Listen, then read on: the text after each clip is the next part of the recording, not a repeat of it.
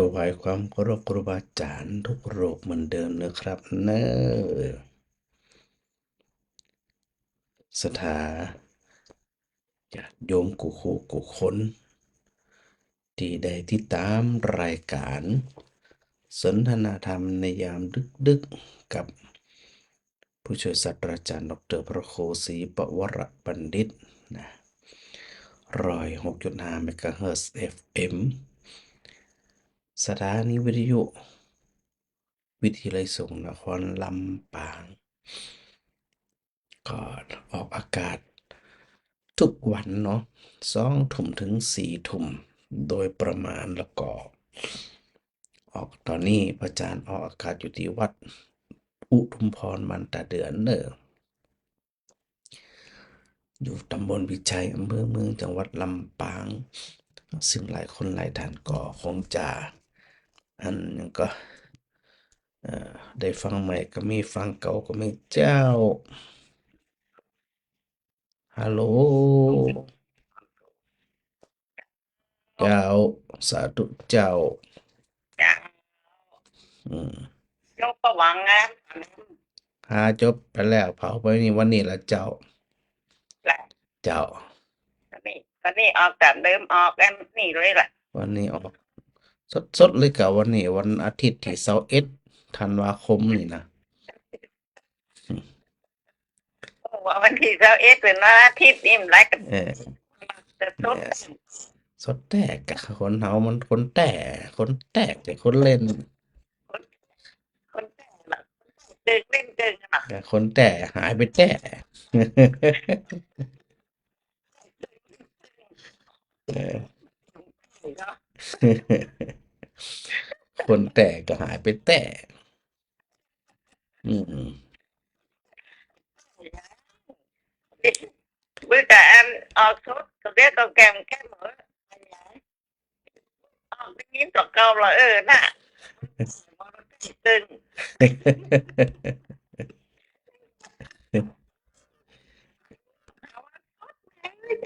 เดี๋ยวต่อเก่ามัน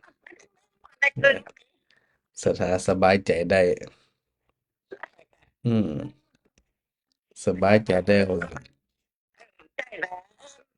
ฉันก็รู้จะการสื่อการตรงเลย ว่า กูอยากสักกำ2 กำอะเป็นยามันนั่นก็เป็นเทพมันก็ได้แต่เนี่ยสักกำ 2 กำมันก็ใจดีมันก็ได้รับก็ดีนอนดีแหละสบายใจอะเนาะได้อู้กันแล้วเนาะ ใจโล่งอกโล่งใจละเขาได้อุ้มกันละกันสักกำไม่ได้ไม่จบนะไม่ได้ฮะจะได้ออกนะหายไปเลยหาอะไรไม่ได้มาเอ็นอืมไม่มาหายมันแต่ว่าสอนตัวมันขนาดกูนี่ก็อันเป็นไปตามเพิ่นเฮาว่าเป็นไปตามอันเนี่ยก็เป็นไปตามมันเหตุปัจจัยเอออืมมีเวลาก็มาปักกัน มีเวลาก็ว่ากันไปตามนั้นเออยังได้ขอมาได้อุ้ยสักกำ 2 กำก็พอเนาะสบายใจอะเนาะเพราะคืนไหนยังไม่อู้ก็ขอสัก2 กำก็พออืมเนี่ยได้อู้กันเรียบร้อยเอออืมถึงดีใจขอบใจจนนักแล้วโล่งใจอ่ะวันนี้โล่งใจละเป็นสดแต่ก็นี่นะเจ้าโล่งใจชื่นใจเนาะอืมเจ้าสาธุยังบ่ครบเที่ยววันนี้จะขายตอมสักหน่อยก่อน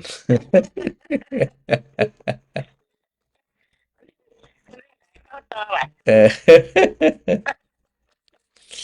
เจ้าสาธุแม่สาธุสาจะธุไล่ใจนะ สาธุเจ้าเขาอยากแต่เข้ามาครบอยากให้เจ้าเจ้า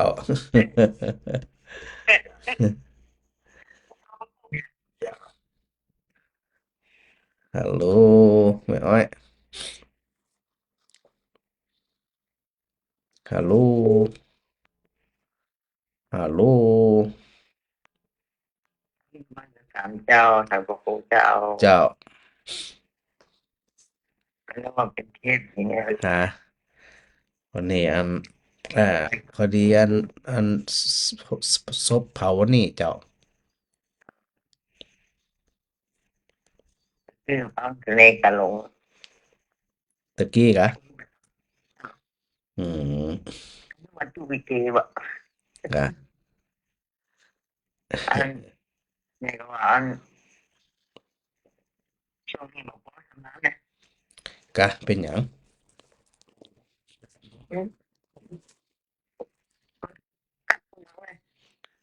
มันเรื่องอันน่ะเดี๋ยวฝนเดี๋ยวหนาวเดี๋ยวร้อนแล้วก็อันก็ไปขายของทุกวันก็ อืมนั่นจะไปคุณนะไปไหนไปคุณกับเสียนของประดำผมนะอ๋อเดี๋ยวไปป้ากันพูดละกะเจ้าเจ้า2526เจ้าเดี๋ยวไปป้ากันพูดอืมมันจะพูดอีกรอบไหมได้เลยมีปัญหาเจ้าลูกเจ้าของฉันแล้วก็ทั้งในมอนทำกับมันในมอนกับใครไปจะเอารถล้างเอารถล้างไปเลยกะเอารถล้างไปเลยกะล้างมันรถเล้งกับโมนั่นไปเห็นโมรถร้านนี่ อ๋อ โมไม่รู้หรอ เจ้าเป็นอย่างเอาความพร้อมเอาความพร้อมเอาความสะดวกนะ แม่นี่มันชอบไปรถจ้านะ อ๋อไปเองมาเองง่ายกว่าเนาะไปเองมาเองกว่าสบายใจกว่าเจ้าเจ้าถ้าแต่ไปก็ไปใครมาก็มาได้เดี๋ยวเจ้าถ้าจะได้ไปปะกันพุ่นเนอร์เจ้าก็ เจ้ากำลังใจสาครับธุเจ้าเจ้าฮัลโหลไผหาเบอร์ไผหาเจอเลยนะเจอฮะเจอเลยนะเจอเดี๋ยวว่าไม่กี้บ่ได้ยินมันนะเจอเปลี่ยนเบอร์หำล่ะอันเราครับมันดังแต่เปลี่ยน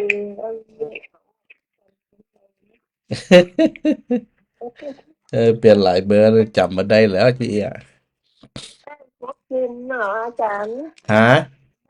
ไร่ยังมูยังเปิดอ่ะไอ้มาหลุนเก่าเจ้ามันเป็นหยังเป็นหยังเอาบอกมันโทรได้ก็ได้ละไหมต้นไม้จะไปเห็นได้หันก็เป็นเนาะกะมันเป็นหยังทสบายมันจำดุกเดินเดินไปไก่จำได้อีสาเป็นไปทำเป็นก็ ำมันเป็นหยังเขาไปแอวมาเมินละร่างกายร่างกายถึงแค่ร่างกายมาทำน้องแค่จังนั้นเขาไปเมินละไหมฟังอยู่บ้านปฏิบัติธรรมกับนุชจิตอยู่บ้านฟังอยู่บ้านเนาะก็ฟังจนวันเนาะบอกว่าอันพวกกลุ่มพวกเนาะเจ้ากับนุชจิตแล้วก็อันฝึกสติฝึกสมาธิกันอยู่บ้านสบายใจหนังผ่องนอนผ่องเนี่ยนะฟังอาจารย์เทศก็ฟังงดเทศก็ฟังอันเจ้าตัวเองเราอีกไหนคนนี้เนาะที่เป็นออกขวางนั่นนะเจ้าเจ้าเข้าเป็นจบเนาะ อืมไม่ใช่รับเนี่ยแม่นคือมันมีตีจังตีเปิงมันมีตีเกาะตีกำเนอะตัวจิตนี่นะเจ้าจะได้ก็เป็นกำลังใจเนอะเจ้าสาธุสาธุเจ้าแม่หาแม่พัดเจ้าว่าจะเจ้าว่าแจ้เจ้าอืมวันนี้สุดแล้วเนาะวันนี้เนาะสดเหรอวันนี้สดแน่นอนสุดอืมร้อนปีนี้ไม่ได้ไปก็บอกมันดื้อฮะคำหลวงกะเอาสะดวกนะมีใครไปส่งกะเดินมากะลูกนี่มันอยู่ที่ไกลปีสี่ถึงแล้วกันตีซีนี่มันถึงเดี๋ยวห้าเสริมงามเนี่ยปุ๊บน่ะไก่เตียงเนาะเตียงคืนมั้งน่ะเพียงถึงมันเนาะนี่ก็ไปบอกเดี๋ยวเขาแรงเลย กะกินนั้น เป็นห่วงเป็นใยกันอยู่หมู่ไกลๆหมู่อันเนาะบ่ค่อยสะดวกนี่นะไปสะดวกเนาะคจะนสูงไปกังวลดีอืมได้อยู่เนาะเนาะบ่ได้นั่นอยู่หาโอกาสส่วนใดส่วนหนึ่งไปเนอะบ่เจ้าต้องไปกังวลหยังอะแหมทำใจให้สบายเลยเจ้าชีวิตของเฮามีหยังบ้านเป็นสุดฟังท้ายฮะอยู่บ้านฟังเอานะอยู่บ้านก็ได้สนอกชื่นใจฟังแล้วก็สุขใจ จะใจหวานเนาะเจ้าใจให้จิตมันม่วนๆนะเด้อเจ้าเจ้าจะได้กระบุญรักษานะแม่นะเจ้าไว้จะเจ้าเจ้าสาธุเจ้า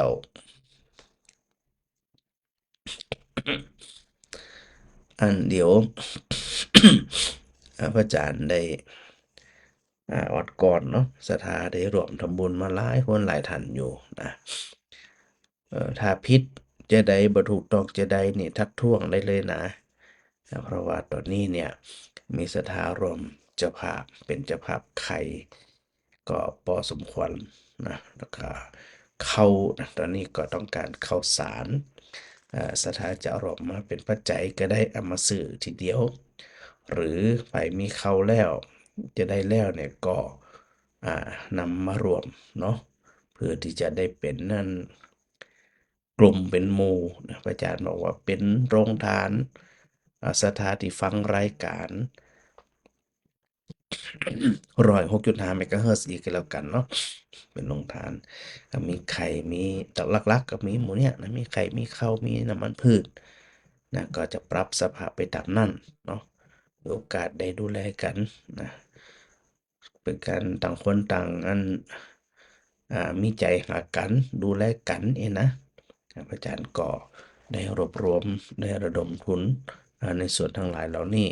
จะทำหนักทำน้อยก็ตามอัธยาศัยเลยเนอะสถานเนอะ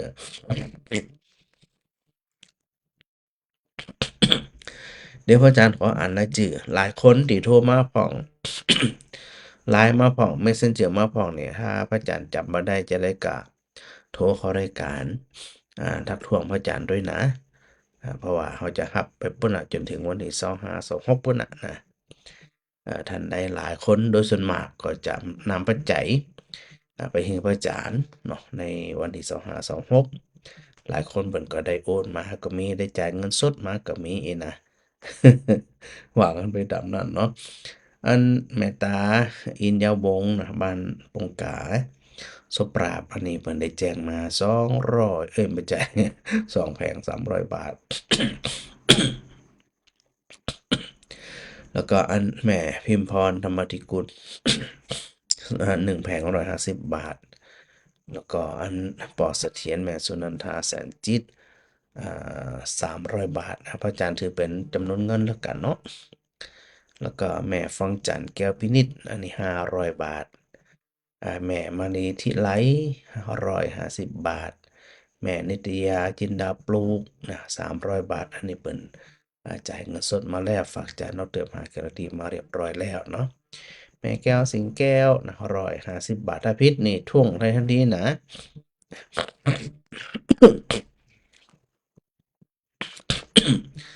แล้วก็อันสถาตังสารดอน300บาทแม่อันสมจิตอินทรวิจิตรอันนี้เป็น150บาทพร้อมกับข้าวสาร5 กิโลอันนี้เป็นได้ทำมันจกหมูไปด้วยนะ แม่วันนี้เรือคำรอนะเดี๋ยวเนอะอาจารย์ครับแม่เจ้าแม่อันแม่ตาแม่ตาฮัลโหลกดผิดเห็นแล้วอ่าแล้วก็อันไหนแฮมตะกี้อันนี้ปีศาจปีบัวคำ500 บาทปีบัวคำวิชัยวงศ์แล้วก็อันโยมกรอุมาปัญญาคำ150 บาทแม่สุวิมลบุญมา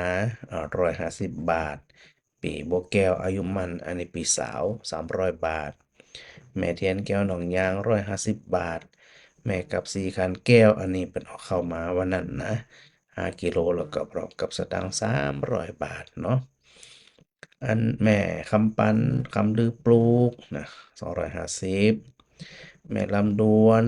ฟูฟันอันนี้นำมาเรียบร้อย 300 บาท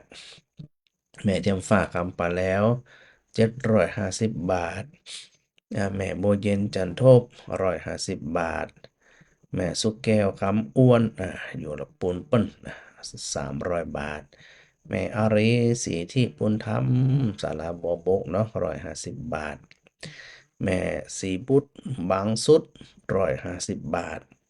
แม่โบคลีทาโป150 บาทปีอ้ายปีอันก็พอกำนันสมอายุมั่น150 บาท แม่อัมพรเทพพร้อมเทศพรหมวงศ์นะ300 บาท แม่คำเชื่อเมืองพลาน อันนี้เปิดเอาเข้ามาถึง10 กิโลนะแล้วก็อ่าพร้อมด้วยปัจจัย150 บาท แม่พันนี้คำนำน้อง150 บาท แม่บัวไขวงหาร100 บาท แม่ดอมแก้วกันนาพาง100 บาท แม่บรรเย็นจันตะวงศ์150 บาท แม่มาลีพรหมปิงเครือนี่สถาบันตะเดือ300 บาทแม่ยายทองดีประเสนมูล200 บาท อันนี้เพิ่นมาบปะพระอาจารย์เนาะเพิ่นก็ได้ฝากดูเจ้าไว้อาจจะได้กลับมาใหม่เนอะแม่เนอะท่านอยู่บ้านแถวๆนับปอนี่กะถ้าจะได้ก็แวะเวียนมาฟังมาเมื่อน่ะแต่บ่ได้หันพระจันทร์นะ แล้วก็อันร้อยตำรวจโทยุทธชัยแม่ดียาพักดีอันนี้300 บาทเท่ากับ10 กิโลนะแล้วก็แม่บุญศรีทรงศรีสกุลอัน500 บาทเนาะแล้วก็แม่สมใจปีบ้านไม้อันนี้เป็นนำเข้ามา5 กิโลค่ะจะได้เกาะอันผิดถูกจะได้ขาดไผจะได้นี่นะ แจ้งพระอาจารย์กำหนึ่งยินดีนะสถานะแจ้งวัดคุมเอาว่าอันอีแม่ทำไปแล้วนะอีแม่แจ้งไปแล้วนะมีได้จืมที่มันตกหล่นใดเนาะอาจจะได้กะยังครับรวมบริจาคอยู่เนอะเดี๋ยวเขาก็จะไปแปลสภาพอันใดที่มันปอกพระอาจารย์ก็จะปรับไปซื้อหันซื้อนี้ก็เป็นอุปกรณ์เป็นวัตถุดิบเนาะในการที่จะทำหมดสิ่งทั้งหลายเหล่านี้นะเจ้าแม่มาไลยแม่ฮัลโหล ว่าจะ เจ้า โอ้จ้า เจ้า เจ้า วันนี้แม่เอาให้หลานโอนไปตรวจจำปูนกับใคร อ๋ออ๋ออ๋อโอนมาแล้วแหละ คนไปแล้ว โอเค เดี๋ยวพ่ออาจารย์พิมพ์จีบแล้วเนอะแม่มาลัย เรียนเชียร์ รินเชื้ออ่า พร้อมลูกหลานของแม่เนี่ยรวมทำบุญเทศมหาศาสตร์เนี่ยเนาะ อ่า แล้วก็2,060 บาทดาว 2,050 บาทแม่โอนมาตั้งใดเนาะโอนไปตีอัน ธนาคารทหารไทยนะเจ้า ของมจรอะไรแม่แหละ มจรเจ้า เดี๋ยวเนี่ย ที่อันชอบโยมแม่น่ะก็เจ้า เอ่อ พระครูนะเจ้า 2,500 บาทเนาะ เจ้า2,060 บาท โอ เจ้า เค60 บาท เจ้าที่เทศอันนั่นน่ะที่เทศมหาศาสตร์นั่นน่ะเจ้า เจ้า เจ้า แม่ก็โอนไปแล้วให้หลานโอนให้ เจ้า ประมาณสัก9 โมงเนี่ยก็ จากอันนี้เป็นบัญชีวสเนาะ เจ้า ถ้าโอนมาต้องได้จะได้แจ้งกำเนิด เจ้า เพราะว่าถ้า อันหมายเลขที่ท่านพระครูจดให้แม่นั่นนะเจ้า โอเค เป็นของวสเนาะเป็นของมหาลัยเนาะ เจ้า โอเค ใช่ เจ้า เดี๋ยวแม่จะบอกให้เนาะ เจ้าเดี๋ยวพระอาจารย์ก็ไปแม่บอกกำพร้อมกำหมายเลข328-720-1044อันนั้นเป็นอันมจรเจ้า ที่ท่านพระครูบอกให้แม่น่ะ เจ้าบอกอันนั้นบอกวันก่อน เพราะว่าถ้า เนี่ยนะเจ้าเนาะ เจ้าถ้าเป็นนั่นการรวมมันก็รวมเป็นเจ้าภาพอันการเทศก็โอนมาเบอร์ของวิไลสงฆ์ได้เลยเจ้าเบอร์นั่นน่ะเจ้า เจ้าที่ท่านพระครูจดให้แม่เนี่ยนะเจ้า โอเคนั่นถูกน่า เจ้า ผลิตให้ด้วยนะ ส่งมาให้พ่อจ๋าแล้วยังพูดนี่ ส่งไปแล้วจะเอาส่งไปวันนี้แม่9 โมงวันนี้จะเอา โอเคเดี๋ยวอาจารย์ไปพร้อมกันเพราะว่าจะได้แจ้งทางเจ้าหน้าที่เนาะแม่เนาะ หลายกันเตียก็ที่โอนไปวันนี้ เดี๋ยวส่ง เดี๋ยว ไปเตีย เดี๋ยวถ้าจบรายการพระอาจารย์จะอ่านให้เนอเฉาะหอเนอเจ้าสาธุเจ้าสาธุเจ้า เจ้าแล้ว เจ้าสาธุ ลูกหลานของแม่เนี่ยเจ้า ได้เลยได้เลยเจ้าสาธุเจ้า ผู้เจ้าค่ะก็ ฮะแม่ตาแม่ตา ผู้เจ้าแม่จะโอ้กันได้หรอ เจ้าอุกรรมได้กับเจ้า ไปปฏิทินแม่ครูใหญ่เบิ่มไปได้ก่อน ได้กะ แม่พาไปให้ก่อนปฏิทิน100แล้วไปทำบุญ100น่ะไปจองไปน่ะ ฝากอันปลองเบิ่มนั่นแหละโอเคได้เลย ถ้าคนไปนั่นน่ะสิน่ะ เจ้าเปิดมาทุกเสาร์ทุกทิศเจ้า อืม ได้เลยแม่โอเค ได้เลยเนอะเจ้า มันก็แยกเป็นสองส่วนนะส่วนที่อันเป็นเจ้าภาพ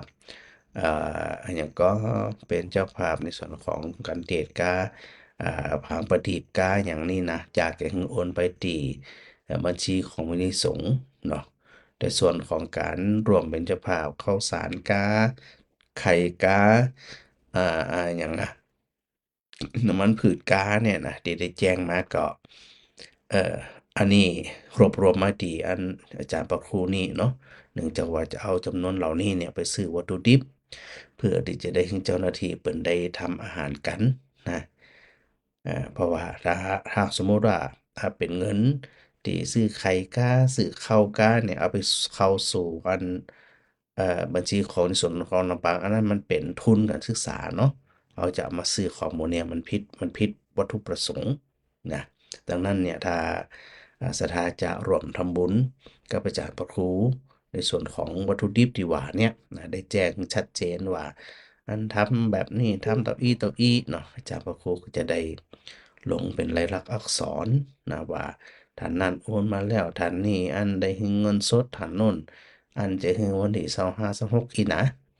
อ่าอันนี้เขาจะได้อันมีความชัดเจนเนาะในการทำงานในการทำบุญโดยในที่จะแยกโดยชัดเจนนะ อาจจะได้กรอบบอกสถานญาติโยมว่าเอาความพร้อมเป็นหลักเนอะเอาความพร้อม เอาความสะดวกนะแต่ว่าขอให้มีส่วนร่วม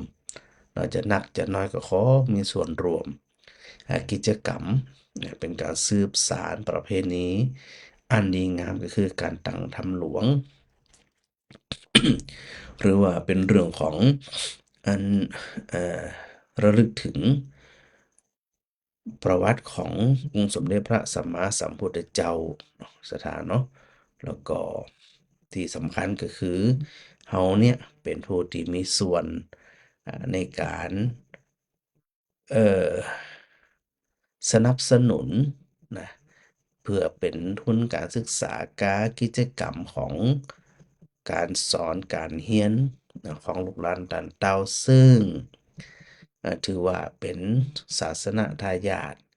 เป็นผู้ที่จะได้ดูแลพระพุทธศาสนาต่อไปนะเพราะว่าวินิส่วนนครลำปางนั่นเนี่ยนอกจากจะได้สอนหลักสูตรโดยทั่วไปแล้วเขาก็ยังมีการนำวิชาเกี่ยวกับพระพุทธศาสนาเกี่ยวกับพระพุทธเจ้าเกี่ยวกับพระธรรมเกี่ยวกับพระสงฆ์เกี่ยวกับศีลเกี่ยวกับธรรมเกี่ยวกับประวัติต่างๆเกี่ยวกับพระพุทธศาสนานี่นะคือพระนิสิตคือนิสิตทุกคนเนี่ยเปิ่นได้หำได้เรียนโดยจะได้มีความรู้ความเข้าใจนะแม่สุแก้ว เจ้าว่าอันนี้แม่ฝากท่านมาสมชาติแล้วเนอะเจ้า เจ้า ฝากมาเรียบร้อยแล้วเนาะ เจ้า เจ้า มันจะเป็นวันที่252เทียนนะเจ้า เจ้ามันเป็นอย่างเดียวพระอาจารย์จะทวง ถ้าเปิ้ลมาถึงจะท่านบอกให้แม่ไปเนอะ เจ้าเดี๋ยวพระอาจารย์จะทวง เจ้าได้เลย มันถึงป้ากันอยู่แล้ว เจ้า เจ้า ถึงป้ากันอยู่แล้วเนาะ เจ้า เจ้า เจ้าขอบคุณจัดหลายเนอะ เจ้า เจ้า สาธุเจ้า ได้ร่วมทำบุญด้วยกันเนาะ จะนักจะน้อยจะไปอันกึดนักนะสถานนะเอาตามกำลังเลยนะ เออเอาบ่ได้กึดอย่างหลายอะเนาะฮัลโหล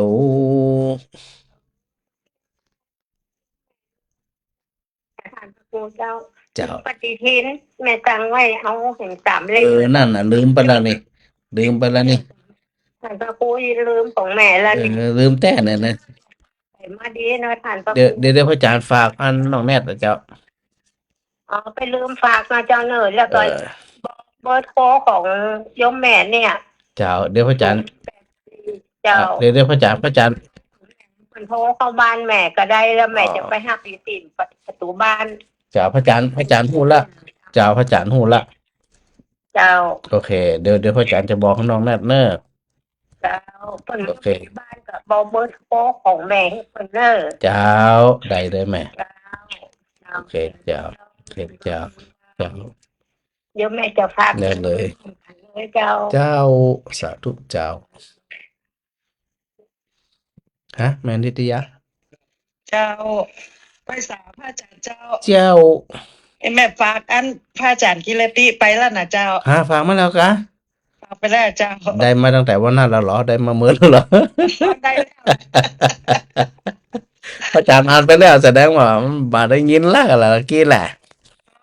แม่ไม่ได้ไปกำลังเปิดเนี่ยเจ้า อ่านหวานแล้วมาขวายนี่ฮะ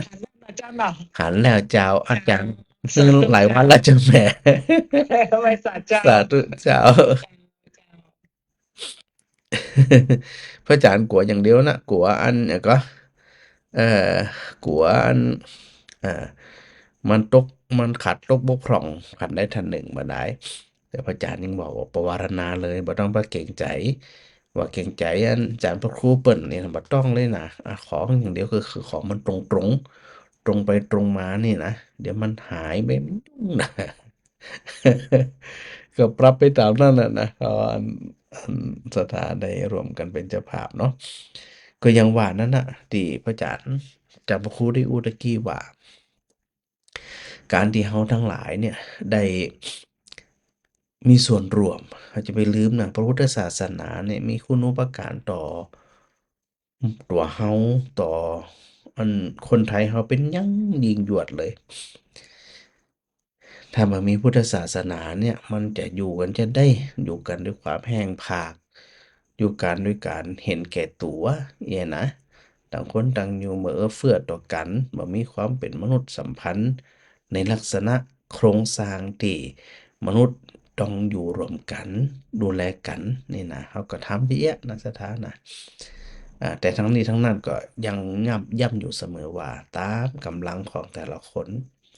จะหนักจะน้อยบ่มีปัญหาเนาะถ้าไผสะดวกโอนก็โอนเข้ามาไผบ่สะดวกโอนก็ฝากมานะเพราะว่าพอพระอาจารย์ได้ตัวเลขได้จำนวนเสร็จเรียบร้อยก็จะรวบรวมแปลสภาพเป็นวัตถุดิบนะพออันอ่าเสร็จอย่างเรียบร้อยก็จะได้มาแจ้งกับศรัทธาญาติโยมกำหนึ่งว่าอันใด ซื้ออันนั้นไปต่ออันซื้อนี่ไปต่ออีแล้วก็ได้มอบให้ทางเจ้าหน้าที่เปิ่นได้ไปจัดการเนาะไปจัดการในเรื่องของทำอาหารทั้งหลายเหล่านี้โดยนี่นะให้เปิ่นได้ทำไปเนาะรู้สึกว่าแม่บรรเย็นพระอาจารย์บ่ได้อ่านเลยตะกี้เลยอ่านแล้วเหรอแม่บรรเย็น เจ้า อ่านแล้วเนาะ ไม่ตาเจ้า เจ้า วันที่แม่เอาไข่แดงเนาะ เจ้าอันนี้อ่านไปแล้ว แล้วอีมันจะไปวันที่ก่อนเจ้าคนละนึได้แม่มได้ไปก็จะพาแม่บ่เย็นก็ว่าอย่างเนี้ยนะ ได้เลยไปกะถ้ามีกำลังไปก็ไปปะกันบนตะกะไปนั่งอันอู้กันบนสักเกิงตอน บ่วอนวิทย์มาเมินแล้วเนาะ ไปอู้กันสักเกิงเขาตอนปุ่นน่ะกะ หอเขานึกงาหอเขาหลามไปนั่งเกี่ยวกันทั้งนั้นแสดงนักทำกัน มันย่ำไปเฮามันก็บ่ได้หันหน้าหันตาได้แต่อู้กันนี่นะเดี๋ยวไปอู้กันปุ่นน่ะอืม เมินแล้วเนาะ นั่นน่ะจะบ่ได้หันหน้าหันตากันน่ะได้อู้ได้ แย่แล้วเนาะ ปีหนูเป็นปี เจ้าใช่แม่ อันนี้แหละก็จะไปได้วันที่ เออ 25คือวันที่26นี่แม่ไปถึงได้แม่จะไปที่เทศบาลนะเจ้าฉัน เจ้าได้เลยครับเอาสะดวก จะไปได้เปิ่นถ้าเปิ่นได้ไปก็เดี๋ยวจะพาไปที่26เนาะ เจ้า เจ้า อืม ได้เลยแม่ยินดี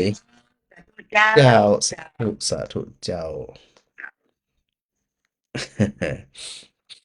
ยังอันอ่า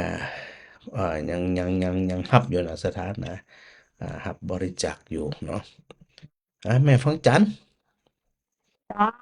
เจ้า โยมแม่ไปวันที่25แน่นอนช่วงบ่ายเนอะ ได้อันจะไปเดิมเขียนหน้าซองด้วยนะ แน่นอนจ้ะ แก้วได้เลย แล้วก็ของแม่พันนี้คำนำน้อง150แม่ก็จะไปเฮือด้วยกันเนาะ ได้เลยถ้ามาฮื้อเดี๋ยวพระอาจารย์จะทวงเนอะ ทวงได้เจ้ามันทันเนอะจะเลี้ยงจะเฮือใส่เพน เออ คือไหมด้วยครับ หมายด้วยอีก ดอกเบี้ยด้วย แก่น เจ้าคือไหมด้วยคน เออ นั้นมาเฮือก็คือไหมด้วยเนาะ เนาะเขาไม่ได้ปะได้พบกันเหมือนแล้วเหรอไปอู้กันเนอะ วันที่25 บ่ห่วงบ่ห่วง วันไหมไปโดยเนาะ เจ้า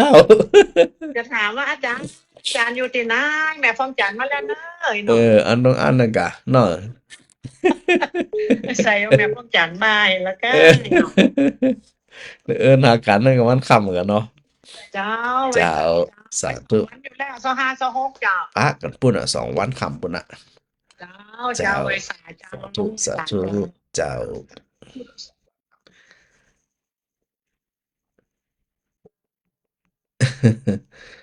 มีหลายท่านโทรมาสายมันสอน โทรมาใหม่กันละกันเนอะอันหาจังหวะเอานะ หาจังหวะหาอย่างเอาเนาะสะดวกจะได้ก่อว่ากันไปจะอันอย่างดีได้อูตะกี้นั่นนะว่าเอาความเหมาะสมความพร้อมเป็นหลักแม่จันดี ไว้ใส่แจ็คปู เจ้า ก็ว่าจะบอโทนน่ะดามบอโทนก่อนนอนก็หลับไปไหน กะก่อนนอนมารับอีกอืม บอกว่าจะต้องกันกันอย่างดีนะ กะยังไม่แก้วว่าละกะ นั่นนอนยังไม่แก้วว่า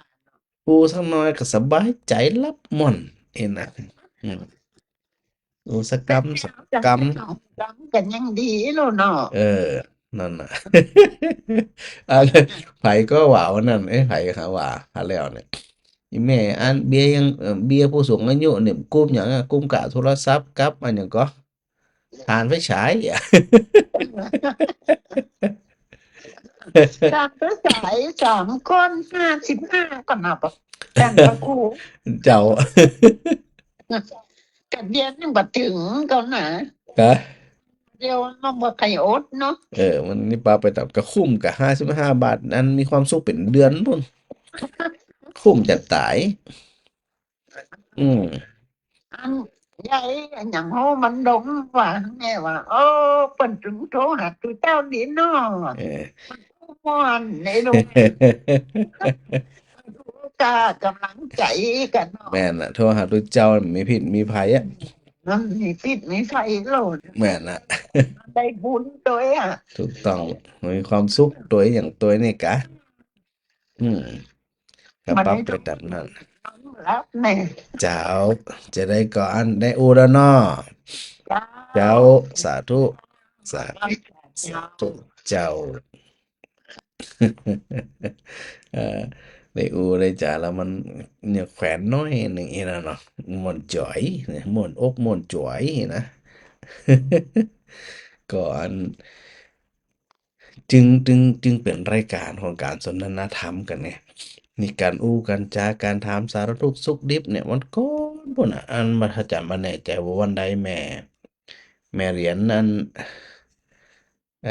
บ้านเนาะก็สันหลวงกะโทรหาแป๊บๆนี่จีได้นี่แหละพระอาจารย์บ่ได้รับสักกรรมหลายคนหลายท่านนะต้องขออภัยด้วยนะบางทีช่วง บางช่วงที่สตาร์ทโทรมา มันติดประชุมพองติดอย่างพองหรือ บางทีเนี่ยเวลาเป็นไลน์เป็นโทรเนี่ยมันก็แปลกเหมือนกันนะบางครั้งมันบักเด้งขึ้นหน้าจอจะหู้เนาะว่าอันมีไผโทรเข้าโทรออกนี่นะเนื่องจากว่าพระอาจารย์เปิดสั่นอย่างเดียวบ่ได้เปิดเสียงเนาะแต่มันก็บ่สั่นนะมันเป็นอย่างมันหูอืมกว่าจะมาหูมันก็บ่โทรคำวันคำคืนนี่นะอันนี้ก็ต้องทำใจต้องเข้าใจในเรื่องของการอันสัญญาณต่างๆเนาะสถานเนาะอันนี้พระอาจารย์ก็จะข้างไว้นะท่านใดจะร่วมอันทำบุญกับอาจารย์พระครูก็ได้แจ้งจะตั้งไลน์ก็ได้ตั้ง Messenger หรือจะตั้งโทรตั้งใดก็ได้เนอะเอาความสะดวกเป็นเกณฑ์ของศรัทธาญาติโยมเนาะที่นี่มันมีเรื่องหนึ่งอยากจะนำมาเนาะนำมาสนทนากับศรัทธาญาติโยมเนี่ยว่า การที่เขาอันบ่มีความเข้าใจในเรื่องคำสอนในเรื่องของสัจธรรมเนี่ยมันยังเสียโอกาสนะเสียโอกาสหลายด้านเลย แล้วก็โรคภัยบางโรคภัยเนี่ยมันเกิดขึ้นได้ก็จริงแต่ถ้าหากว่าเขาเข้าใจนี่นะสถานะมันก็จะบ่ได้มีโทษมีพิษมีภัยถึงขนาดนั้นปัญหาก็คือศรัทธาที่ฟังรายการอยู่เป็นประจำเนี่ยก็จะบ่เป็นโรคเหล่านี้คือโรคซึมเศร้าคนที่เปิ้นก็บ่ได้มาฟังรายการแบบนี้ มันก็เนี่ยคือเคราะห์ซ้ำกรรมสัตว์นะบ่มีทางออกเพราะบ่มีทางออกแล้วมันจะไปจะไดอะเนาะสถานเนาะมันบ่มีหนทางไปมันบ่มีทางออก ก็เลยนึกถึงหลายสิ่งหลายอย่างเหมือนกันนะว่ามนุษย์เฮาทั้งหลายเนี่ยอย่างที่บอกว่าเมื่อใดก็ตามที่เฮาเกิดมาเนี่ยย่อมมีโอกาสนะได้ปะได้พบเรื่องราวต่างๆเยอะแยะมากมายถึงดีถึงบ่ดีเนาะแต่สิ่งสำคัญก็คือที่พระอาจารย์ตะกี้เนี่ยนะว่าโรคบางโรคมันบ่ควรมีบ่ควรเกิดขึ้นกับศรัทธาหมู่เฮาทั้งหลายนี่นะมันบ่ควรมี เพราะหยังถึงบ่ควรมี ที่เฮาอันเป็นโรคเหม่อลอยไปขี้น้อยใจ เป็นโรคซึมเศร้าทั้งหลายเหล่านี้นี่นะ เป็นเพราะเฮาทั้งหลายเนี่ยบ่ได้เข้าใจธรรมชาตินะตัวธรรมชาติเนี่ยที่มันเกิดขึ้นเนี่ยเพิ่นฮ้องว่ามันเกิดเรื่องที่บ่ควรเกิดเนาะแล้วก็โดยสถิติเนี่ยยังคนฆ่าตัวตาย สำเร็จพร้อมบ่สำเร็จพร้อมสำเร็จก็ตายไปเผาไปถ้าบ่สำเร็จก็พิการก็มีเป็นภักเป็นปาก็มีอีนะแต่ทั้งนั้นทั้งนี้ทั้งนั้นก็คือถือว่าเป็นการสูญเสียที่พระอาจารย์ได้บอกไว้ครั้งก่อนโนู้นนะจำบ่ได้ละว่าอันปีใดว่าคนเฮาเนี่ยกว่าจะใหญ่กว่าจะโตมาเสี่ยงข้าวไปกี่เม็ดเสี่ยงน้ำไปกี่ลิตรเนาะเสี่ยงสะปะสะปัน พอถึงคราวจะได้ใจการใจงานก็คือสังคมเนี่ยได้ใจการใจงานเนี่ยนะก็กลับกลายเป็นว่าเป็นการนั่นเอ่อคิดน้อยใจเสียใจคิดฆ่าตัวตายถือว่าเป็นเรื่องความสูญเสียที่บ่ควรเสียเพราะมันจะว่ามันเป็นเรื่องของสองด้านบนโรคทางกายกับโรคทางใจ โรคทางกายเนี่ยรักษาได้ตามลักษณะของกายภาพโรคทางใจก็รักษาได้เช่นเดียวกันเมื่อ ทั้งสองประการเนี่ยมันรักษาได้ แต่ว่ามันว่าค่อยรักษากันนะ เวลาเปิ่นแยกเนาะสถานเนาะเปิ่นแยกปัจจัยเหตุไอ้ตัวน่ะเหตุที่เนี่ยคืออันอ่าเป็นโรคซึมเศร้าเนี่ยหรือว่า depression เนี่ยเปิ่นแยกโดยหลักๆอยู่3ต้นต่อ3ต้นเหตุ พระอาจารย์พระครูมั่นใจว่าสถานหลายคนได้พ้นจากภาวะนี้อย่างสิ้นเชิงบ่มีปัญหาสักอย่างหนึ่งอันนี้คือดูแลตัวเก่าด้วยนะสถานน่ะถ้าเฮาอันยังซึมเศร้าอยู่ยังเสียใจยังตำหนิตัวเองยังวิตกกังวลนี่แสดงว่าที่อาจารย์พระครูได้อุมานั้นบ่ได้ผลกับศรัทธาทั้งหลายเลยก็พระพุทธเจ้าได้ตรัสมีพระกรุณาธรรมต่อหมู่เฮาทั้งหลายเนี่ยขนาดไหนพร่ำสอนกว่าจะได้บรรลุธรรมมาเนี่ยสร้างบุญบารมีไปบ่ฮู้กี่ล้านๆปี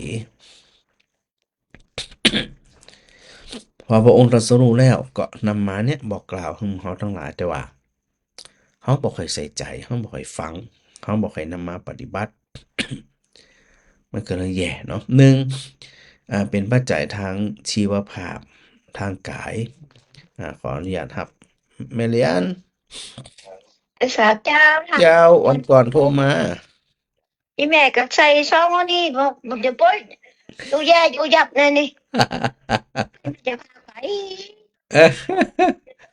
สันหลวงแหละเดี๋ยวอันคืออันปหลวงที่เราพ้นไปครับ สันบุญหลวง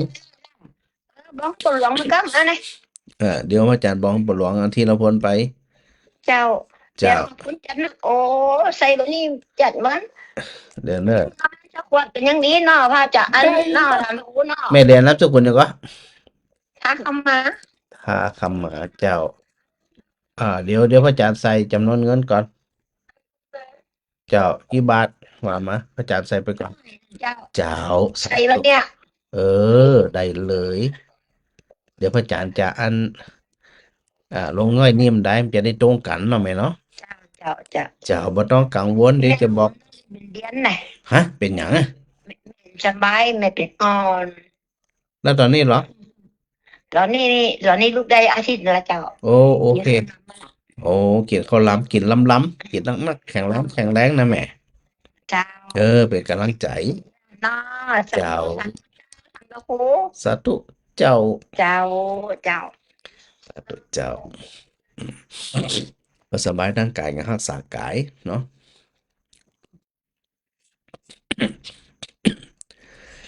อันทั้งกายภาพทางสมองเพิ่นบอกว่า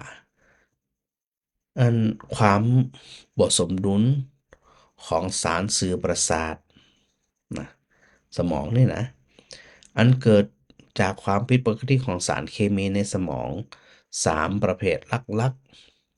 ๆ ซึ่งได้แก่ซีโรโทนิน แล้วก็อันนอร์เอพิเนฟริน แล้วก็โดปามีน3ตัวเนี้ยอันนี้สถาบ่ต้องจำเอาเป็นว่า มันมีเรื่องหลักๆทางกายทางสมองที่มันบ่สมดุลกันเนี่ยมีอยู่3เรื่องเนาะ ก็เนี่ยถึงเป็นโรคซึมเศร้าได้เพราะว่าสารสื่อประสาทเราเนี่ยมันบ่เท่ากันนี่เด้อนะเนาะมันหนักผ่องมันน้อยผ่องนี่นะ แล้วก็นอกจากนั้นเป็นเรื่องของพันธุกรรม ผู้ที่มีประวัติครอบครัวทางสายตรงจะได้กระจ่างเด้อนะก็มีโอกาสเป็นโรคซึมเศร้าได้เหมือนกัน และนอกจากนั้นเกิดการเปลี่ยนแปลงทางฮอร์โมนเนี่ยนะสิ่งอันเนี้ยทางร่างกายถ้าหามาถึง3อย่างเนี่ยสถานต้องคิดพอกับว่า มันเป็นเรื่องบัดเดี๋ยวนี้สมัยกะเดี๋ยวนี้เปิดมียาเนาะมียามีหยังต่างๆเข้าไปรักษาข้อสำคัญก็คือคนที่เป็นเนี่ยเปิ่นบ่ฮู้ตัวอันนี้จะยุ่งหน่อยหนึ่งนะบ่ฮู้ตัวแล้วก็ซึมแบบมีทางออกนี่นะมันก็ย่ำแย่เนาะปัจจัยหลักที่2ปัจจัยด้านจิตใจแล้วก็ประสบการณ์ชีวิต อันนี้ก็น่าเป็นห่วงเนาะสะดาเนาะ เหตุการณ์สะเทือนใจสูญเสียบุคคลอันเป็นที่รักไปการหย่าร้างการตกงานปัญหาทางเศรษฐกิจนะเป็นเรื่องที่จะเนี่ยให้กระตุ้นก่อนเกิดโรคซึมเศร้าได้อันนี้เราหันกันอยู่แล้ว แล้วก็เกิดความเครียดสะสมเรื้อรังจากการทำงาน แล้วก็อันเกิดปฏิสัมพันธ์กับคนนั่นคนนี้บ่เป็นไปตามที่ตัวเองต้องการ มันก็ส่งผลกระทบคือประสาทสมองเนี่ยมันล้าแล้วก็มันหมดแรงมันเพลียมันเหมาไหนนะแล้วก็นำไปสู่ความเป็นโรคซึมเศร้าได้และนอกจากนั้นยังลักษณะนิสัยตัวเองลักษณะนิสัยของคนบางคนเนี่ยเป็นคนที่ชอบเก็บกดนะมองโลกเนี่ยในแง่ร้ายบ่มีความเชื่อมั่นในตัวเองเลยแล้วก็ชอบคิดวนไปวนมาเรื่องนั้นในเรื่องที่ยากของตัวเองเนี่ยบ่มีความสุข คิดอยู่นั้นน่ะคิดไปคิดมาอันนี้ก็มีโอกาสที่จะเนี่ยให้เป็นโรคซึมเศร้าได้และนอกจากนั้นในมูลเหตุหรือเหตุปัจจัยที่3ก็คือเรื่องทางร่างกายและสิ่งแวดล้อมทางร่างกายก็คือเป็นโรคประจำตัวเรื้อรังโรคนั่นโรคนี่นะหับบ่ได้ก็ ไปเหมือนกันนะอันก็มีอันโรคหัวใจโรคเบาหวานโรคมะเร็งโรคอัลไซเมอร์โรคจิปาถะเหมือนกันนะมันมีหลายโรคเนาะอันนี้ก็ส่งผลก่อให้เกิดเป็นโรคซึมเศร้าได้แล้วก็บางทีมันก็เกิดจากผลข้างเคียงจากยาหลายๆยาอันความดันโลหิตสูงยาสเตียรอยด์นะสารเสพติดกินเหล้าอย่างมู้เนี่ยนะมันส่งผลกระทบต่ออารมณ์ทั้งสิ้น แล้วก็ตัวสุดท้ายปัจจัยทางสังคมก็คือความโดดเดี่ยวทางสังคมถูกแรงกดดันจากญาติพี่น้องถูกแรงกดดันจากคนข้างบ้าน ถูกแรงกดดันจากสังคม โดยเอาไปเปรียบกับคนนั้นคนนี้จานจีอีนะก็แล้วก็มีความกังวลเกี่ยวกับเศรษฐกิจเรื่องอนาคตนะเพิ่นบอกว่าถ้ามีอาการซึมเศร้าหดหู่เบื่อหน่ายสิ่งต่างๆ ต่อกันยาวๆประมาณ2อาทิตย์นี่นะเปิ่นให้ไปปรึกษาแพทย์เหียนะอันนี้เป็นเรื่องโรคทางกายนะ แต่โรคทางใจสุขภาพจิตเนี่ยจริงๆแล้วเปิ่นเกิดจะมีหมอในส่วนนี้โดยตรงอะเนาะถ้าเข้าถึงก็ช่วยได้นะฮะแต่สำหรับศรัทธาที่ฟังรายการอยู่เนี่ย มันน่าจะมีละเนาะเนื่องจากว่าเขาเข้าใจไงเข้าใจว่าทุกสิ่งทุกอย่างเนี่ยบ่ควรยึดมั่นถือมันสักอย่างบ่มีอันหยังที่เขาจะต้องไปแบกไปหามไปแบกโลกทั้งโลกไว้ในบ่าของเขาในจิตของเขาเนี่ยมันบ่ใจละที่เขาคิดว่ามันบ่ใจเพราะหยังเพราะเขาไปหารู้ความจริงว่ามีหยังที่มันจะอยู่ทีหลังอย่างยืนสักอย่าง เป็นผู้เพียงแค่ผ่านมาและผ่านไป แต่ในช่วงเขาผ่านมาแล้วเขาได้ทำคุณงามความดีกับครอบครัวกับสังคม จะได้พ้อง แต่มัวตำหนิตัวเก่าเนี่ยโอ้ยมันได้เรื่องละนะ อันนี้สำหรับคนที่ฟังธรรมมันๆนะ ไปตำหนิตัวเองอย่างถามว่าในโลกเนี่ย ปุถุชนเนี่ยมีไผที่บ่ผิดบ่พลาดพ้อง ผิดพ้องจ่างหัวมันหยังพลาดพ้องจ่างหัวมันหยังจะไปคิดอย่างบ่ล่มบ่เหลือเขาอายุเขาแค่นี้ประมาณนี้เขาจะไปเสียเวลากับเรื่องบ่เป็นเรื่อง กับคนบางคนนี่ตัดขวางได้เลยนะ ตัดขวางออกจากใจเขานะ นะเขาจะอยู่ด้วยใจของเขาดูแลใจของเขาแล้วก็เขามีความสุข คนอยู่ข้างเคียงก็มีความสุข คนอื่นก็มีความสุข สุขแบบนี้เนี่ยเขาจะต้องใส่ใจดูแลกันบ่อยๆ โดยเฉพาะศึกษาธรรมปฏิบัติธรรมเข้าใจธรรมแต่คนที่เข้าใจธรรมมีภูมิธรรมอยู่เนี่ยเพิ่นจะบ่มีความคิดในเรื่องของซึมเศร้ามานั่งเหม่อลอยนั่งเกยหัวกันได หรือว่าหนังพวกขาแข็งงอนมือกายหน้าผากเนี่ยบ่ใจผู้ที่มีภูมิธรรมบ่ใจผู้ที่ไตร่ตรองธรรมปฏิบัติธรรมหรอกแสดงว่าเป็นคนที่พ่ายแพ้ เป็นคนขี้แป้ นี่นะพุทธเจ้าบ่เคยสอนหมู่เหล่านี้นะดังนั้นเนี่ย ถ้าเราฝึกกายฝึกใจของเราที่ได้อู้อยู่เสมอแกล้วกล้าอาจหาญฮึกเหิมโรคซึมเศร้ามันจะมาตอนใดมันมีทางมันจะมาคลำกลายได้นี่ต่อให้อันเป็นโรคทางสารสื่อประสาทก็ตาม ถ้าสภาพจิตเราแกร่งแค่อย่างหนึ่งเขาเข้าใจความจริงแค่อย่างหนึ่ง มันบ่เอาความหวังบ่เอาความคิดบ่เอาชีวิตบ่เอาความสุขของตัวเองไปฝากกับคนอื่นอย่างแน่นอนหยังจะเกิดก็เกิดไปอะ ช่างมันหยังเขาทำเต็มที่แล้วเหรอเขาทำดีเต็มที่แล้วเหรอแต่ถามว่าจะดีสำหรับทุกคนก็มันเป็นไปบ่ได้ คนจังมีคนฮักมีคนชอบมีก็ปนกันไปในนั้นกะอันเปิ่นเป็นห้องคนหยังมันกลกันไปมันคนละคนกันไปอะอย่าไปเดือดร้อนหยังปะหลงปะเหลือนะถ้าเราเข้าใจธรรมชาติ เข้าใจความจริงที่มันก็ไปละนี่พระอาจารย์ได้บอกอยู่เสมอว่า พี่ห่วงหยังบ่ล่มวัดวาอารามเฮาตายไปวัดกำจะเดินด้วยเฮาไปป่าเหวเหรอ บ้านจองห้องหอหรืออะไรอย่างทุกสิ่งทุกอย่างสถานบางทีเขาเข้าใจว่า ถ้าขาดเฮาแล้วมันจะไปต่อมันได้มีทางอะ มันมีเฮาก็มีเขา มีคนอื่นมีดูแลเขาดูแลกันตลอดได้อยู่แล้ว มันต้องไปใส่ใจ แต่ว่าช่วงที่เฮาอยู่เนี่ยเขามีความสุขเต็มที่หรือยัง เต็มที่ที่เขาเป็นอยู่นี่นะที่เขามีอยู่นี่นะ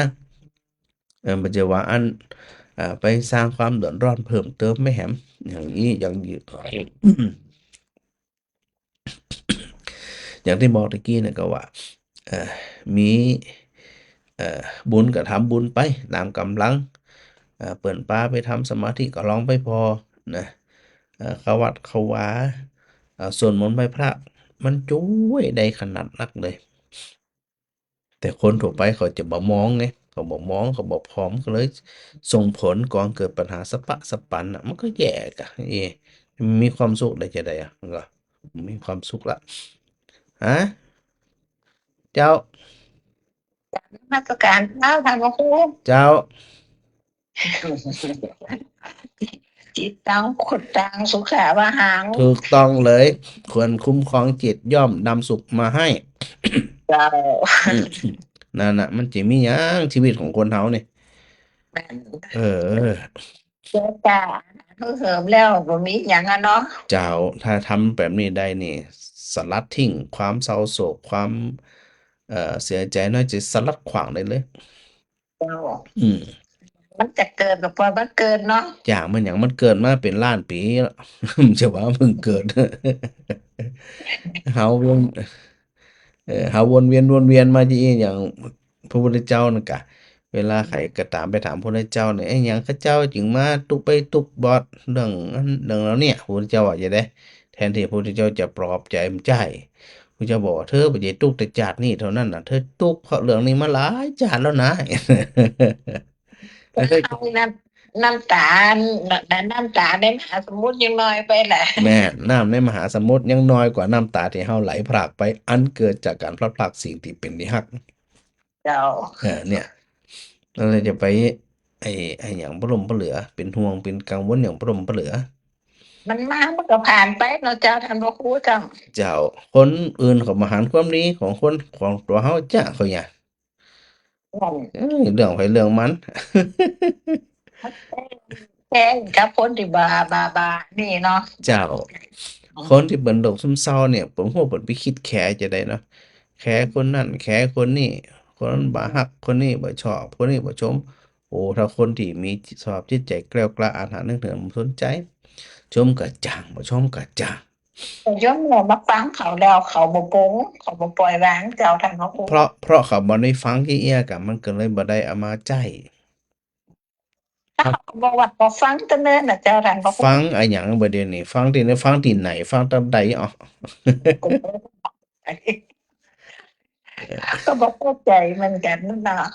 ไปฟังอย่างแบบนี้ฟังที่สิ่งเป็นสาระกับชีวิตของตัวเก่านี่กะมาตรงๆที่พระอาจารย์บอกว่าให้เดินทางตรงอย่าไปอ้อมมันเสียเวลาเปลืองน้ำมัน น่าก็โยมแม่บอกอันอูกับแม่สุดาว่าจะไปแวะชมดอกอันเด็ดดอกไม้นาดและไข่หัวนั่นแม่นะ ก็ตึงแต่นะมาเพลินอยู่หันอ่ะอันก็ความตายมันหูจะมาวันใดอ่ะมันบีบเอาอ่ะ มาวันใดบ่ฮู้เดี๋ยวนี้โยมแม่สบายคือความตายจะมาหาเย็นมาได้บ่ฮู้เฮาก็ต้องอันนี้เนาะเนาะ เจ้าถ้ามีความพร้อมสภาพจิตถ้ามีความพร้อมก็อยังน้อยๆเขาก็ได้ฝึกฝนนะเจ้าฝึกไปมาถึงใดสักวันหนึ่งอ่ะอืม ก็น่าจะทางครูกับตีนั่งสมาธินั่นน่ะ เจ้า เนี่ยก็ยังบ่ได้อันปาสถาได้ปฏิบัติเป็นเรื่องเป็นราวคำเตือนนี่ โยมแม่มันว่าได้ว่าถ้าอันถ้าครูว่ามาได้โยมแม่ถ้าจะมาได้ไปเฮ็ดกล้าร่างกายผสมบูรณ์เนี่ย ก็ว่ากันไปตามนั้นเดี๋ยวค่อยว่ากัน เอาอันพอถึงวันนั้นก่อนเนาะ เจ้าอัน เจ้า นั้นกิน7ใบนะเจ้า เจ้าพระอาจารย์นำมาไว้เนี่ยเป็น20ก่อนวันนั้นวันแม่ลมดวนไปแม่ลมดวนเปิดนั้นปุจจาไปตัวใด5-6 อัน เจ้าโยมแม่ไปเอาที่อันฐานพระครูเลยเนาะ เจ้ามาเอาได้เลย เจ้าวันที่26เจ้า เจ้าได้เลยแม่เจ้าสาธุเจ้า เจ้า นั่นนะพระอาจารย์อัน จริงๆเรื่องนี้นำมาสนทนาทำกัน หลายๆรอบเนาะสถานเนาะมันเป็นประโยชน์ไงเป็นประโยชน์หลายคนหลายท่านแล้วก็มันเป็นประโยชน์โดยตรงนะมันไม่ใช่ว่ามาหาเป็นยาเนี่ยคือกินแล้วเป็นผลเลยอะ มันได้ผลเลยอะนะสถานนะอันนี้พี่สาวพี่บัวคำพี่ชัยวงศ์ทักทายมายมต้อยชนิดาสาธุยมต้อยพระอาจารย์จะไปนอนที่วัดโรกวันที่หยังฮะวันที่หยังฮะจำมาได้ละ10อย่างหัวเดี๋ยวพระอาจารย์แจมกับ14 15อย่างมันเนี้ยประมาณเนี้ยนะ15ก็หา นี่แจมกำเลยเพื่อจะเดินทางไปอินเดียเนาะแล้วก็อันโยมสมพร25จะไปเอาในงานเตะถ้ำหลวงนี่สาธุด้วยเนอแม่อัญชันวงจังเงินโยมสุขใจเหลืองอรุณเลิศเนาะสาธุ แสดงว่าได้ดูทางFacebook อยู่นะนมัสการพระอาจารย์อากาศหนาวมากเลยค่ะอากาศเย็นจะเยือกอยู่นะเย็นเนี่ย เห็นพระอาจารย์ใส่เสื้อกันหนาวนะใส่เสื้ออุ่นเนาะอากาศเย็นอยู่ออกไปข้างนอกก็เย็นเนาะแล้วก็อันแม่สมควรใจน้อยนะแม่สุนันทากาดี แม่เพ้นกะฟัง อันสถาบันแรงบันศรีบิดา เดี๋ยวเห็นตุเบนว่า จะร่วมทำบุญข้าวสารเนาะแล้วก็วัตถุดิบบางส่วน เดี๋ยวถ้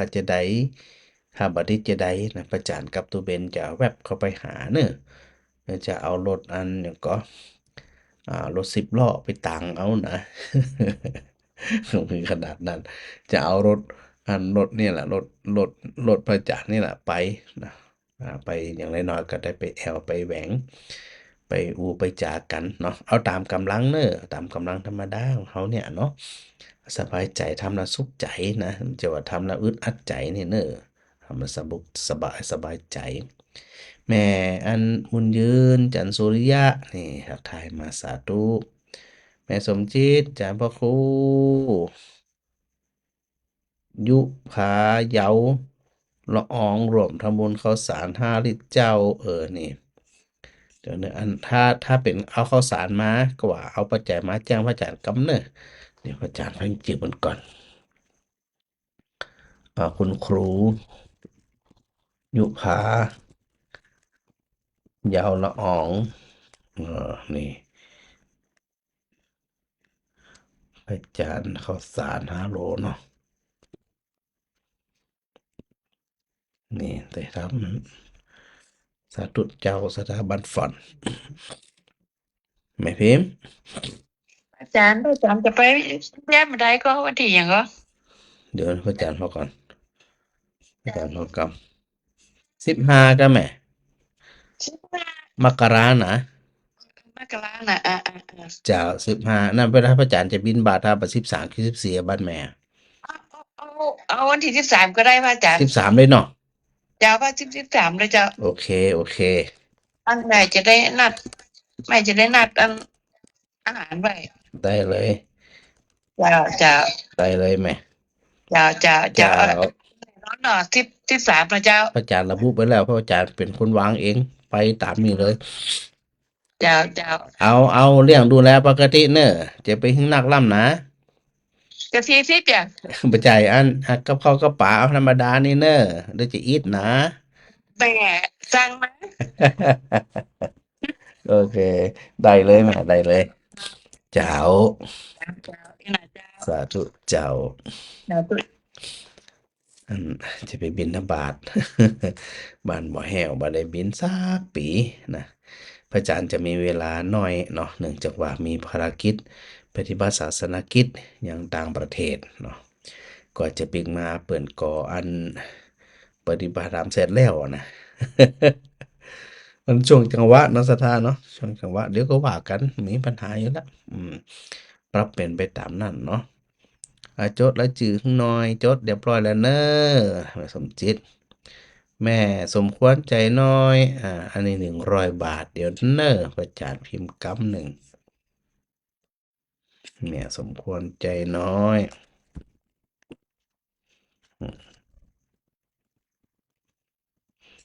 เดี๋ยวอาจารย์จดไว้ก่อน นี่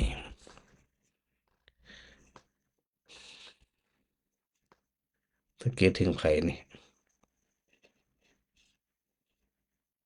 ตะเกียถึงไผแม่สมควรใจน้อย อันจะไปลืมตาลทานจกเนอะแม่สมจิตเปิ่นเอาจกไปรวมทำบุญเพิ่นโยมสุขใจเหลืองอรุณเลิศนะอันโยมอรุณกับโยมสุขใจรวมทำบุญในวันเกิดโอ้สาธุด้วยเนอะสาธุอนุโมทนาบุญกับบุญจู บุญรักษาตลอดไป ได้ร่วมทำบุญมาตลอดอยู่แล้ว แล้วก็มีสุขภาพแข็งแรงนะ แม่พิสมัยสีเทพทำโรงกับบริษัทเจ้านะแม่สมควร แม่สมควรใจน้อยไข่2 แผงฮะ เดี๋ยวเนอะแม่อันมันแผงละ150 2 แผง300 อันนี้เดี๋ยวเนอะเอาจะได้ เดี๋ยวแม่แจ้งกำแล้วกันเนาะเอาความพร้อมนะจะเป็นไข่2 แผงหรือว่าเป็นเงิน100 บาทตามความเหมาะสมเลยนะ อันเอาให้มันตรงกันเนาะเพราะว่าข้อมูลที่พระอาจารย์ข้าวสารโอเคขอโทษเดี๋ยวเนอะพระอาจารย์พิมพ์ใหม่ข้าวสาร100 บาท แล้วก็ไข่อีก300 บาทนี่พระอาจารย์เข้าใจผิดเอง ขอโทษเนอะ แม่สมควรใจน้อย สาธุอันจะบิณฑบาตบ้านฟ่อนวันที่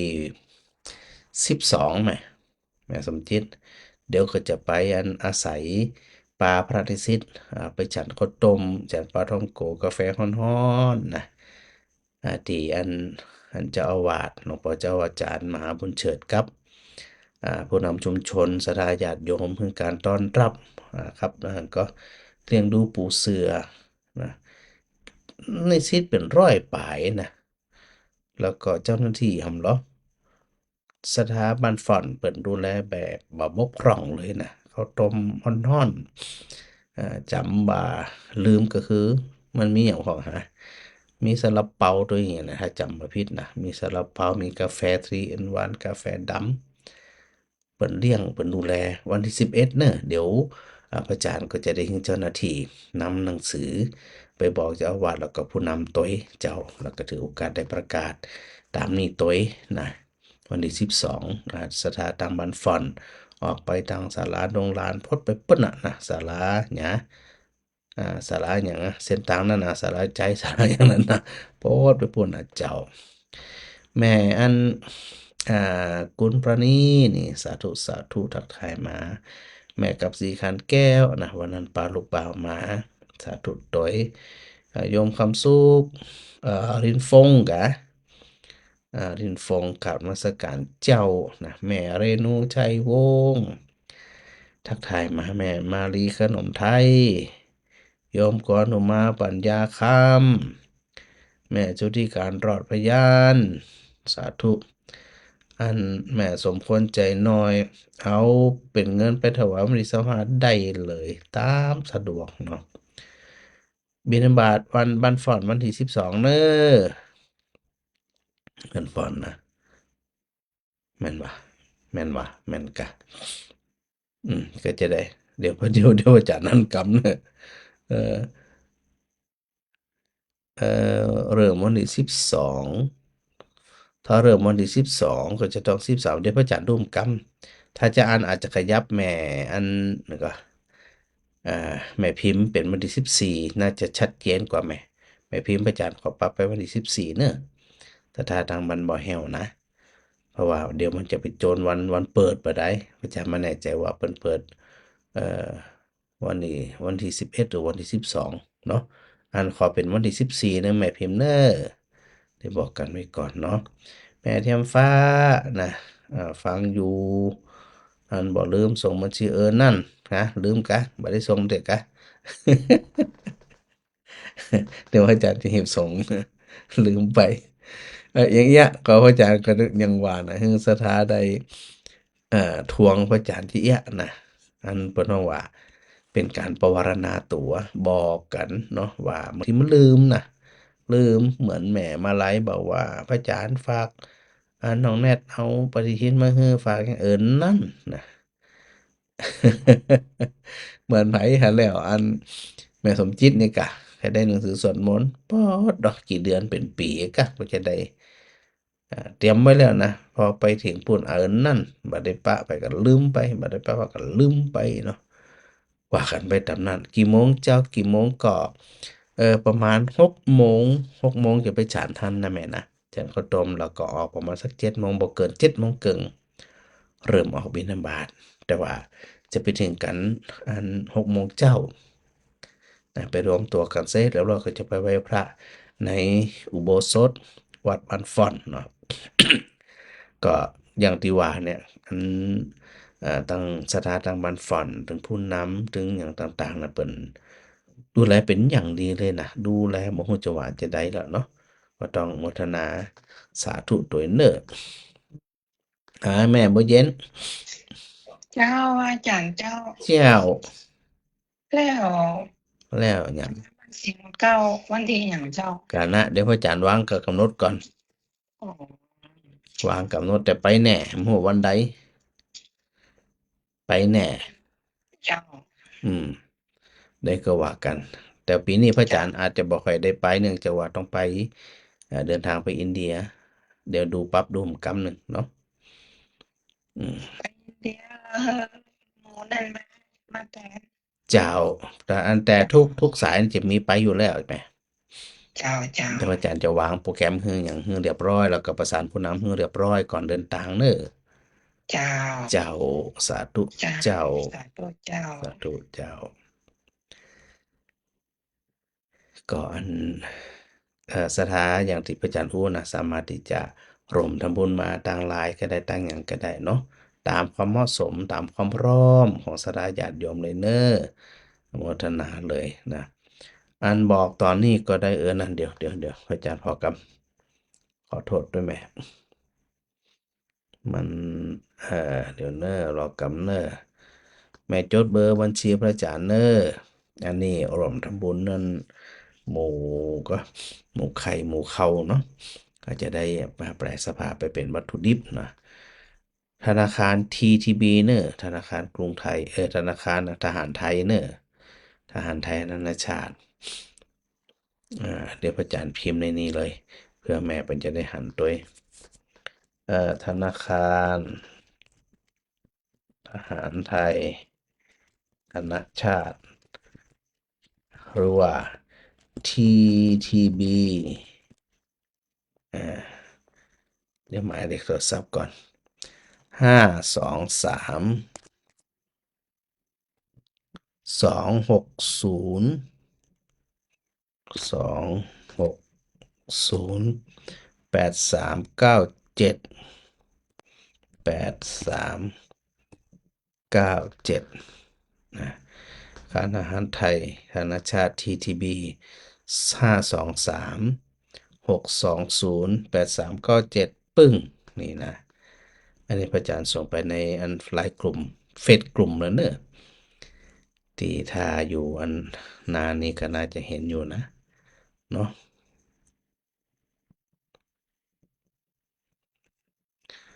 อันเอาปฏิทิน1 แผ่นเจ้า25จะไปเอาได้เลยที่อันสารกลางนี่มีแน่นอน แม่บัวเย็น มันจะแผ่นเจ้าท่านมหา เจ้า ท่านประวรจะมาบ้านมินทบาทต้นสีมะเก้าได้นะพระเจ้า เดี๋ยวมันยังบ่ได้วางคำเตือน เจ้านี่วันที่1 2 3 4นี่มาได้นะเจ้าเพราะว่าสีมะเก้ามันจะตามนั่นแหละคนรบของท่านของพ่อมหาจันทร์พระสุทนวันนี้ อ๋อ1 2 3 4บ่ใจเจ้าเพราะว่ามันเริ่มวันที่12ถึง21อันน่ะเจ้า เจ้า ก็ตรง ได้ เจ้า เจ้า เออ มันก็ของน่ะกะของพ่อมหาจัน หล ท ว ร์ ง นะ ป กะ อหลวงปออันพระราชธรรมาลังการ บุกเงินของเพิ่นนั่นไหน เจ้ายังบ่ได้ไปหาน้ำเตียนนะนี่ ท่านถ้าวันนั้นท่านก็มาปล่อยอะกะ มันจะได้ไปว่ะพ่อจะไปอินเดียอยู่เนี่ย อืม เจ้าหน้าที่เนี่ยก็เจ้า ไปอินเดียแต้ๆเนี่ยวันที่15เจ้า15ถึงไหนนี่15ถึงเปิ้น23ปุ่น จะต้องมาก่อนนี่ก่อนเนาะ ก็ว่านั่นแหละ เราต้องมาก่อนวันที่15เนี่ยเนาะ จ้ะแต่ว่าอันมีอันบ่ต้องห่วงมีพระสงฆ์องค์ในพระนิสิตไปอยู่แล้วเจ้า ไปปกติอยู่แล้ว เจ้า ปรับไปตามนั้นเด้อ เจ้า เจ้าสาธุแหม ครับ สาธุสาธุเจ้าเอาละก็อันได้เรื่องได้ราวพอสมควรก็จะไปลืมนะที่ได้บอกไว้ว่า สภาพจิตต้องแกล้วกล้าอาจหาญฮึกเหิม จะไปแคร์บางเรื่องบางราวหลายเรื่องราวไม่ต้องไปแคร์แต่อย่าไปคิดจะปรับเปลี่ยนนิสัยคนนี่จะไปคิดมันปรับบ่ได้เนาะคนเคยเป็นจะได้ก็เป็นอย่างนั้นบ่ต้องว่าเป็นอนุสัยสืบเนื่องนะมันติดบางทีนี่ถึงกับเป็นวาสนา หรือเป็นสันดานเฮาก็มีวาสนาเฮาก็มีสันดานไปแหมอย่างหนึ่ง คนนั่นคนนี้เขาก็มีวาสนามีสันดานไปแหมอย่างแต่ละคนมันถึงสะสมมาบ่เหมือนกันเฮาหันความต่างแบบนี้แล้วเนี่ยจะอย่าได้คิดว่า เอาคือคนทั้งหมดเนี่ยเป็นดังใจที่เขาปรารถนาบ่มีบ่ได้ คนกึดจีอีเนี่ยบาดตายแน่นอนเพราะมันเป็นไปบ่ได้เนาะดังนั้นก็พยายามฝึกจิตฝึกใจตั้งอกตั้งใจกัน การฝึกเนี่ยบ่ได้หมายว่ายิ่งฝึกยิ่งเครียด การเข้าใจธรรมเนี่ยบ่ใจยิ่งเข้าใจยิ่งเสื่อสารยิ่งเครียดบ่ใจละผิดทางละ อย่าได้เครียดกับมัน หันปล่อยวางหันไปว่า เอาจริงเอาจังในการประพฤติปฏิบัติบ่อ่อนแอหึงกับ สิ่งที่เข้ามากระทบเนี่ยมันมาเข้ามาบั่นทอนจิตใจเขาเนี่ย อย่าได้อ่อนแอกับมันเขาแกร่งพอแกล้วกล้าอาจหาญฮึกเหิมพอต้องฝึกมันฝึกแล้วฝึกแหมฝึกแล้วฝึกแหมแล้วเขาจะฝึกไปจนกว่าวาระสุดท้ายพุ่นน่ะเพราะสิ่งทั้งหลายเหล่านี้มันเป็นโลกธรรม มันหนีถึงบ่จิปนเฮาหนีมันกับจิปนมันหนีเฮากับจิปนเกิดไปเกิดมาเนี่ยเฮาต่างหากที่เกิดมาไปปะมัน ถ้าเฮาบ่เกิดก็บ่ปะ เพราะสิ่งทั้งหลายเหล่านี้มันมีพร้อม ดักรอเฮาอยู่แล้วเกิดมาบัดใดมันจัดการทันทีมันส่งผลทันทีเนาะสถานเนาะจะได้ก็มันเป็นกำลังใจให้กับตัวเก่าเน้อปล่อยวางหยังที่มันมีปัญหามีหยังต่างๆก็ทิ้งไปขว้างไปอย่าใส่ใจ เกิดถึงสังเกตจิตตัวเองบ่อยๆสังเกตความรู้สึกของตัวเองบ่อยๆโดยแผ่วเบาโดยสบาย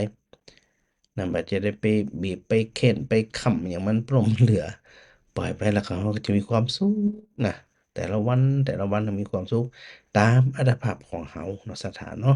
ก็เป็นกำลังใจเนอะหมดกำบุญจูกูคูกูคนและสิ่งสำคัญก็คือกราบขอบพระคุณครูบาอาจารย์ด้วยนะครับเนอะถวายความเคารพครับผม